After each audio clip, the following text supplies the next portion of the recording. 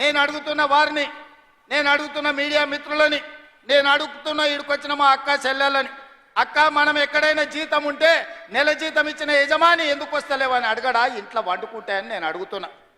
మన దగ్గర ఉన్నోడు ఎవడైనా, మన దగ్గర ఉండే టీచర్ అయినా, ఎస్ఐ అయినా, కానిస్టేబుల్ అయినా, ఏ ప్రభుత్వ ఉద్యోగైనా జీతం తీసుకుంటే జీతానికి రాకపోతే ఉద్యోగానికి రాకుండా జీత భత్యాలు 15 నెలలు తీసుకునేది ఎక్కడైనా ఉన్నదా? ఈ వెసులుబాటు ఎక్కడైనా ఉన్నదా అని నేను అడుగుతున్నా. మీడియా మిత్రులను కూడా అడుగుతున్నా, వారం రోజులు మీరు రిపోర్టు చేయకపోతే మీ యజమానులు ఊరుకుంటారా? ప్రతి నెల క్రమం తప్పకుండా జీత భత్యాలు తీసుకుంటున్న చంద్రశేఖరరావు గారు మీరు ఫామ్ హౌస్లో వండుకొని ఏం సందేశాన్ని ఇవ్వదలుచుకున్నారు?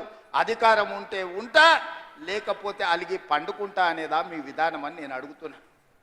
మీకు అనుభవం ఉందంటుండ్రు, మీకు అపారమైన జ్ఞానం ఉందంటుండ్రు, 80,000 పుస్తకాలు చదివిన విజ్ఞాన గని మీరు అంటుండ్రు. మీ అనుభవము, మీ విజ్ఞానము తెలంగాణ ప్రజల కోసం ఉపయోగించరా అని నేను అడుగుతున్నా. మీరైతే 1,00,000 కోట్ల రూపాయలు సంపాదించుకున్నారు, టీవీలు పెట్టుకున్నారు, పేపర్లు పెట్టుకున్నారు, ఫామ్ హౌస్లు కట్టుకున్నారు. నువ్వు గజ్వేల్లో కట్టుకుంటే నీ కొడుకు జన్వాడలో కట్టుకున్నాడు, నీ అల్లుడు మొయినాబాద్లో కట్టుకున్నాడు, నీ బడ్డ శంకర్పల్లి దగ్గర ఫామ్ హౌస్లు 100 ఎకరాలలో కట్టుకున్నారు. మరి తెలంగాణ ప్రజలు ఉన్న భూములు అమ్ముకొని ఆత్మహత్యలు చేసుకుంటుంటే ఈ ట్రిక్ ఏదో మాకు చెప్పరా? తెలంగాణ ప్రజలకు ఆయన ఏదో క్యాప్సికం పండిస్తేనే ₹1 కోటి ఎకరాకు వస్తుంది అన్నాడు. ఆ టెక్నిక్ ఏదో తెలంగాణ రైతాంగానికి చెప్పవా కేసీఆర్ గారని నేను అడుగుతున్నా. ఈరోజు తెలంగాణ రాష్ట్రం వచ్చిన తర్వాత చంద్రశేఖరరావు గారు వారి కుటుంబ సభ్యులు 1,00,000 కోట్ల రూపాయలు ఎట్లా సంపాదించుకుర్రు? తెలంగాణ రాష్ట్రం 4 కోట్ల ప్రజల నెత్తి మీద 8,29,000 కోట్ల రూపాయల అప్పెట్లొచ్చింది. మాకు అప్పులు ఎట్లా పెరిగినాయి పాపాల పుట్టలెక్క, మీ ఆస్తులు ఎట్లా పెరిగినాయి 1,00,000 కోట్లకని నేను ఈ వేదిక మీద నుంచి పెద్దలు చంద్రశేఖరరావు గారిని సవినయంగా అడుగుతున్నా, గౌరవప్రదంగా వారికి విజ్ఞప్తి చేస్తున్నా. మీ 1,00,000 కోట్ల సంపాదన నైపుణ్యం ఏందో మా నిరుద్యోగ యువకులకు చెప్పండి. 1,00,000 కోట్లు రాకపోయినా నెలకు 1,00,000 రూపాయలు సంపాదించుకునే నైపుణ్యం మా నిరుద్యోగ యువకులు నేర్చుకుంటారని నేను అడుగుతున్నా. ఒకవేళ నీకు రావడానికి ఇబ్బంది అయితే విడతల వారీగా 1000 మందిని నీ దగ్గరికే ఫామ్ హౌస్కు పంపిస్తా. ఆ విద్య ఏందో వాళ్ళకు నేర్పమని చంద్రశేఖరరావు గారికి విజ్ఞప్తి చేస్తున్నా.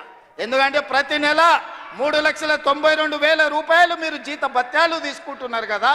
తీసుకున్న జీతం కిందికన్నా తెలంగాణ యువకులకు ఈ శిక్షణ ఇవ్వమని చంద్రశేఖరరావు గారిని నేను అడుగుతున్నా. ఇవాళ వాళ్ళందరూ ఏందో పోయినట్టు, కొల్లగొట్టుకపోయినట్టు వాళ్ళ ఆస్తిని, తుఫాను వస్తే దివిసీమ తుఫాన్లో మొత్తం సర్వం కోల్పోయిన వాళ్ళు వెనకటికి మనకు ఊర్లలో కడుక్కునేటోళ్ళు వచ్చేటోళ్ళు ఈడ జర సీనియర్లు ఉంటే తెలుసు. దివిసీమ తుఫాన్లో సర్వం కోల్పోయినాం, మాకేమని ఉంటే బతకడానికి వచ్చిన గ్రామాలకు వచ్చేటోడు. దివిసీమ తుఫాన్లో కొట్టుకుపోయిన వాళ్ళకంటే వాళ్ళ కుటుంబం దిగాలు పడిపోయి ఉన్నారు. అధికారం శాశ్వతం అనుకున్నారా అని నేను అడుగుతున్నా. అందుకే మిత్రులారా, ఆనాడు ధనిక రాష్ట్రాన్ని ఈనాడు చంద్రశేఖరరావు గారి కుటుంబం దివాలా తీయించింది. దివాలా తీసిన ముక్కబోని ధైర్యంతో ఈ రాష్ట్రాన్ని పట్టాల మీద ఎక్కించి తెలంగాణ రాష్ట్రాన్ని అభివృద్ధి పదం వైపు నడిపిస్తున్నాం. అందుకే ఈరోజు స్టేషన్ గజ్పూర్లో 800 కోట్ల రూపాయలతో అభివృద్ధి కార్యక్రమాలను తీసుకున్నాం. కొన్ని విషయాలు ఆడబిడ్డల విషయం కావచ్చు, ఆర్టీసీ బస్సులు ఇవ్వడం కావచ్చు, లేకపోతే సోలార్ పవర్ ప్లాంట్లు కావచ్చు, ఎన్నడైనా వాళ్ళు ఆలోచన చేసిండ్రా ఈ ఆడబిడ్డలను ఆదుకోవాలని?